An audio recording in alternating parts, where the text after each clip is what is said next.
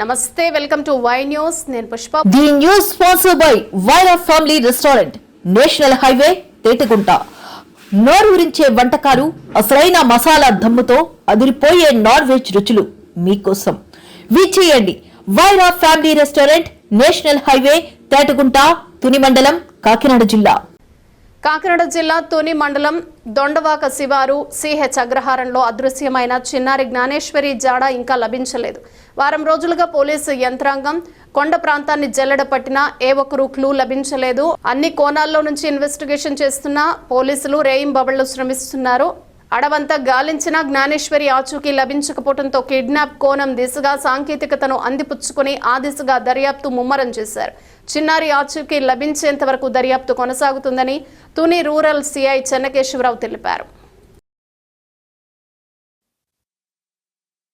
CH అగ్రహారంలో miss అయిన 6వ తారీఖు మిస్ అయినటువంటి చిన్నారి జాహ్నవి వివరాలు ట్రేస్ చేసే ప్రక్రియ నిరంతరం మేము కొనసాగిస్తున్నాం. ఈరోజు కూడా చర్చ్ పార్టీస్ వారి ఆపరేషన్స్లో ఉన్నారు. రిమైనింగ్ ఏవైతే ఈ టెక్నికల్ ఎవిడెన్స్ ఉందో సీసీటీవీ ఫుటేజెస్ వెరిఫై చేయడం, అక్కడ ఆ ఏరియాలో ఉన్న టవర్స్ డంప్ని తీసి, మొత్తం 5 టవర్స్ ఉన్నాయి మొత్తం రూట్లో. 5 టవర్స్ నుంచి కూడా మొత్తం టోటల్ కాల్స్ ఏవైతే ఉన్నాయో వాటిలన్నింటినీ తీసి డంప్ పెట్టి వెరిఫై చేస్తున్నాం. సస్పిషియస్ నెంబర్ని పర్టికులర్గా పిలిపించి వారి యొక్క స్టేట్మెంట్స్ రికార్డ్ చేయడం జరుగుతూ ఉంది. ఇవి కాకుండా ఎవరైనా వాట్సాప్ కాల్ కానీ, ఇన్స్టా కానీ, ఫేస్బుక్లో కూడా కమ్యూనికేషన్ పంపించే అవకాశం ఉంది. కాబట్టి ఐడిపిఆర్ నెంబర్ల ద్వారా వాళ్ళకు కూడా ట్రేస్ చేసి వాటి గురించి కూడా ఎగ్జామిన్ చేస్తున్న ప్రాసెస్ నిరంతరం జరుగుతూ ఉంది. సుమారు 15 మంది స్టాఫ్ మా ఆఫీస్లో కూర్చొని వర్క్ చేస్తున్నారు.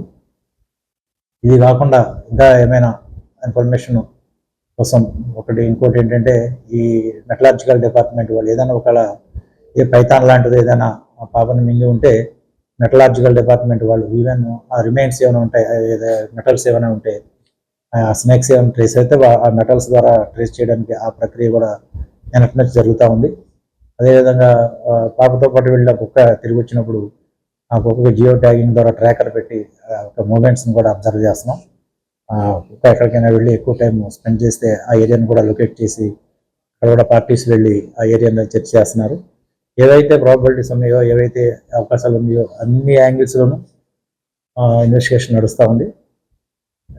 పాప దొరికే వరకు మా ఇన్వెస్టిగేషన్ కంటిన్యూ చేస్తాం. మా యొక్క మా ఉన్నతాధికారుల ఆదేశాల ప్రకారంగా ఇన్వెస్టిగేషన్ అయితే మరింత పట్టుదలతో ముందుకెళ్తున్నాం.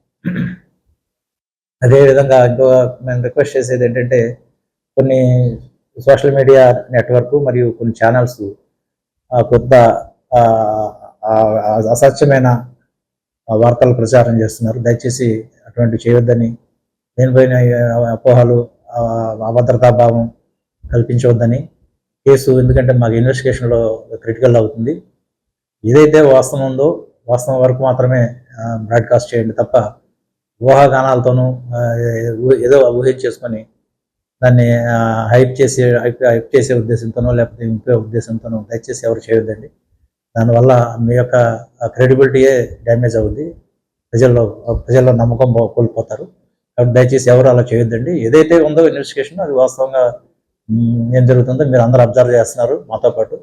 అది మాత్రమే బ్రాడ్కాస్ట్ చేస్తే ప్రజలు విశ్వసిస్తారనేది మా ఉద్దేశం.